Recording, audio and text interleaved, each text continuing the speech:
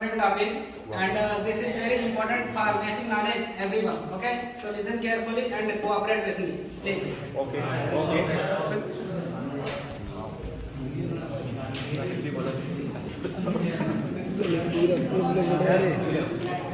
ऐसे मिले दोनों टेंशन ना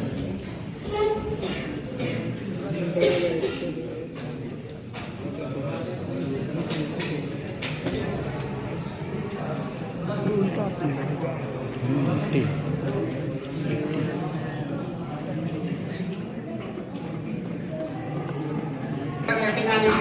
प्रेगनेंसी ओके, तो हम देखेंगे कि हमारा ड्रग का क्या इफेक्ट होता है प्रेगनेंसी पर। और प्रेगनेंसी में सबसे मुख्य रोल निभाता है हमारा हार्मोन और यूट्रस, क्योंकि यूट्रस में हमारे बेबी का मेच्योरेशन या डेवलपमेंट होता है, उसके बाद हमारा प्रेगनेंसी या उसको कह सकते हैं कि प्रेगनेंसी परफॉर्म होता है। ठीक है, सो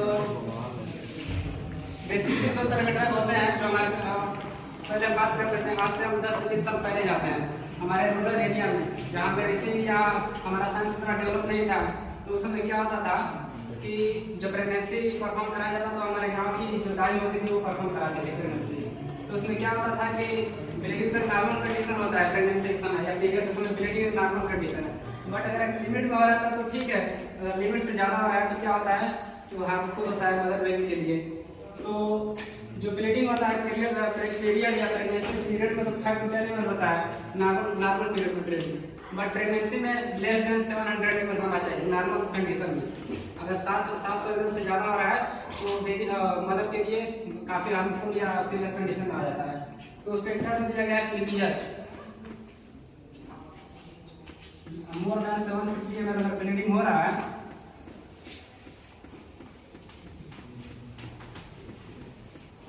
तो इसका टर्म क्या गया है पीपीएच। इसको कहते हैं पोस्ट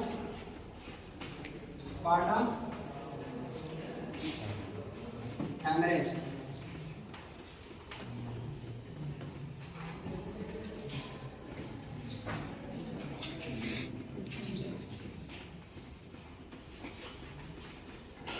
इसको टर्म दिया है पोस्ट पार्टम हेमरेज। ठीक है, अब हम देखते हैं कि ये हो गया ब्लीडिंग कितना होना चाहिए। और देखते हैं हमारा यूट्रस का स्ट्रक्चर और उसमें क्या इफेक्ट करता है हमारा ड्रग।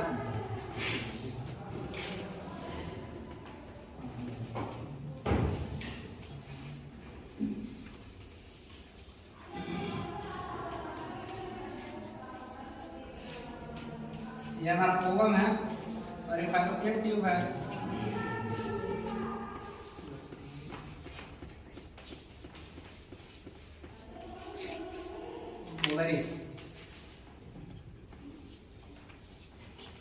ये वेजाइना है, यहाँ सर्विक्स होता है और ये हमारा यूट्रस है। ये हमारा सबसे मतलब इसमें क्या होता है एंडोमेट्रियम लेयर होता है, एंडोमेट्रियम, और यहाँ मायोमेट्रियम लेयर होता है।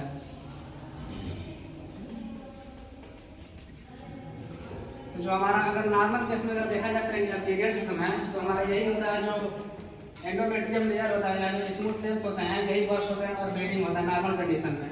बट अगर हमारा ओवरी ओवम और स्पर्म अगर यूज हो रहा है तो यहाँ से ओवरी निकलता है और यहाँ से स्पर्म जाता है, ये दोनों फाइब्रोप्लेट ट्यूब में फ्यूज होते हैं। यहाँ आके फिर इंजर्ट यहाँ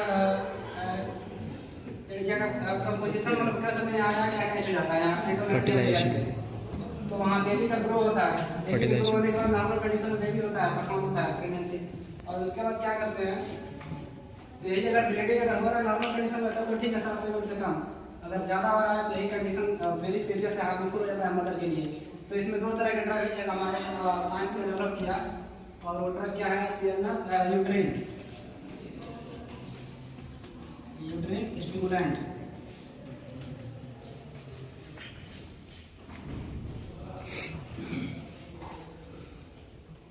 इसमें दो तीन ड्रग आता है, जैसे ऑक्सीटोसिन आता है, ऑक्सीटोसिन और अर्गोट आता है, एर्गोटामिन और प्रोस्टाग्लैंडिन्स आता है।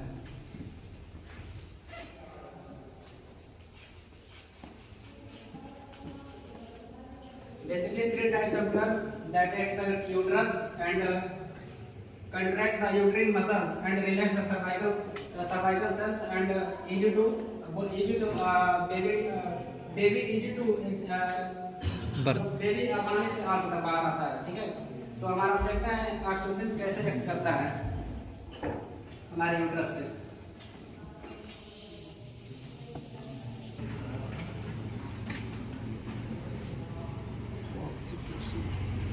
ऑक्सीटोसिन हमारे यूट्रस पे कैसे एक्ट करता है, इससे पहले हम इसके बारे में कुछ जान लेते हैं। उसके बाद इसका हमारा फंक्शन या pharmacological pharmacokinetic usages advantage disadvantage हम देखेंगे। तो देख लेते हैं ऑक्सीटोसिन होता क्या है। ऑक्सीटोसिन से हार्मोन होता है, वो हार्मोन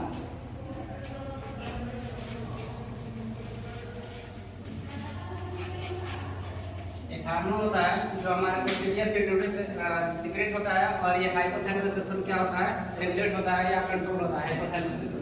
तो पोस्टीरियर पिट्यूटरी से रिलीज होता है, फिर हमारे यूट्रस को प्राप्त करता है। और ये किस किस कंडीशन में रिलीज होता है? बेसिकली 3 कंडीशंस होता है जिसमें ऑक्सीटोसिन रिलीज होता है। फर्स्ट ऑफ ऑल लैक्टेशन के समय होता है जब मिल्क सिक्रेशन होता है, सेकंड सेक्स के समय होता है और थर्ड होता है चाइल्ड बर्थ के समय। तो वही चाइल्ड बर्थ कैसे होता है और कैसे अपना करता है वो हम देख लेते हैं।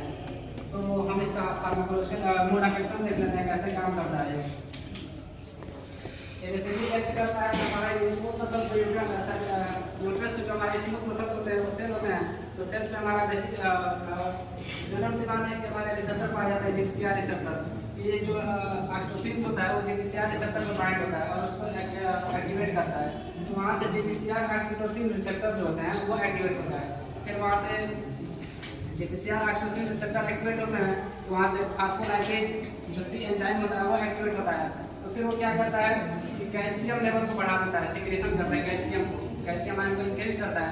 तो वहाँ से क्या होता है कैल्शियम आयन हमारा एक्टिन और मायोसिन जो दो साइड होते हैं मसल्स में पाए जाते हैं एक्टिन और मायोसिन वहाँ बाइंड होता है। बाइंड होने के बाद कंट्रैक्शन और रिलैक्सेशन का काम करता है। वही क्या करता है कि जब मायोसिन से जब बाइंड होता है ये कैल्शियम आयन तो इसको क्या करता है कंट्रैक्ट करता है, ऊपर से कंट्रैक्ट करेगा और नीचे से क्या करता है रिलैक्स करेगा इसको। तो बेबी इजीली स्क्रीन आउट या बेबी इजीली से वो होता है बाहर आता है। तो ऐसा हमारा वर्क करता है ऑक्सीटोसिन। अब सेकंड इसका फार्माकोकाइनेटिक देख लेते हैं।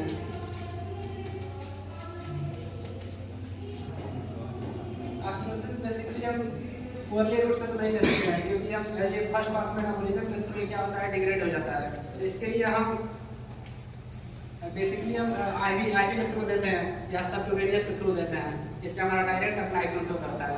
इससे फर्स्ट पास मेटाबॉलिज्म के थ्रू ये डिग्रेड नहीं होता है। ठीक, फार्माकोकाइनेटिक हो गया। अब साइड इफेक्ट में बेसिकली साइड इफेक्ट बहुत फेमस होते हैं, नाजिया, वोमिटिंग या बीपी हाई ऐसे कॉमन कंडीशन में देखा जाता है साइड इफेक्ट क्या होता है। तो इसमें यही होता है कि नाजिया का कंडीशन आता है या फिर नाजिया हो गया, बीपी हाई हो जाएगा, ये सब कंडीशन साइड इफेक्ट में। अब देखते हैं इसके बारे में और कुछ।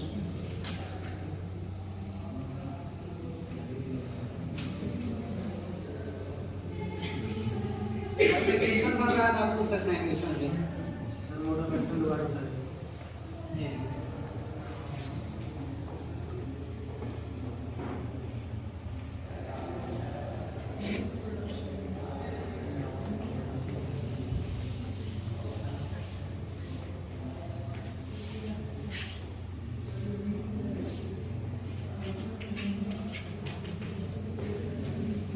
क्या होता है कि जो हमारा स्मूथ मसल्स होता है यूट्रस पे, ठीक, वहाँ जीपीसीआर रिसेप्टर पाया जाता है, सेल सरफेस पे पाया जाता है। ठीक है, तो उसी पे एक्ट करता है जीपीसीआर रिसेप्टर पे और वहाँ से क्या करता है जीपीसीआर ऑक्सीटोसिन रिसेप्टर को एक्टिवेट करता है।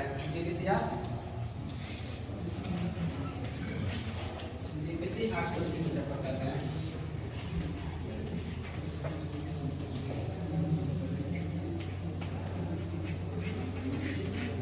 इसको एक्टिवेट करेगा, यहाँ से क्या करेगा पीएफसी फास्फोलाइपेज एंजाइम सी फास्फोलाइपेज सी एक साइड होता है वो एक्टिवेट होता है। यहाँ से क्या करता है कैल्शियम आयन सीक्रेट होता है हमारा। ठीक है, अब कैल्शियम आयन जब सीक्रेट होगा तो एक्टिन मायोसिन से बाइंड होगा मसल सारे में मसल बाइंड होगा। फिर यहाँ से क्या करेगा कंट्रैक्शन कंट्रैक्शन एंड रिलैक्सेशन का काज करता है, ठीक है। तो ये यूट्रस को कंट्रैक्ट करता है और ये रिलैक्स करता है, तो हमारा बेबी के लिए होता है, ठीक है। तो अपना एक्शन शो करता है और वहाँ से क्या करता है, अपना एक्शन परफॉर्म करता है। तो फर्स्ट ऑफ ऑल देखते हैं हमारे मेमोरी ग्लैंड पे क्या इफेक्ट करता है।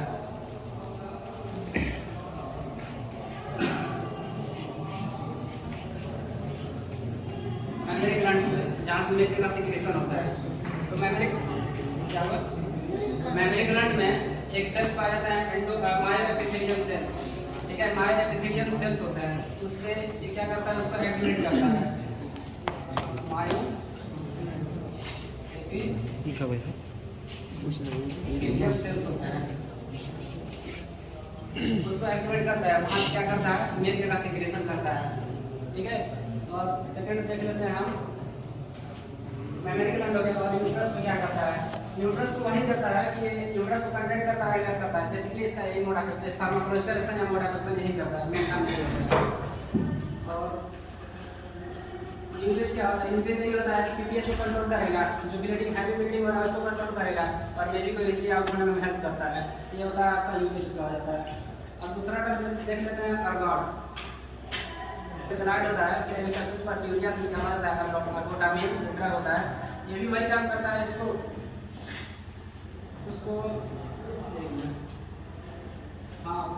फ्रीक्वेंसी को बढ़ा देता है, जो फ्रीक्वेंसी कंट्रैक्शन और रिलैक्सेशन जो यूट्रस में हो रहा है उसके फ्रीक्वेंसी को बढ़ा देता है, स्टिमुलेशन को बढ़ा देता है, जिससे क्या होता है कि तेजी से इसके प्रॉब्लम में आती है।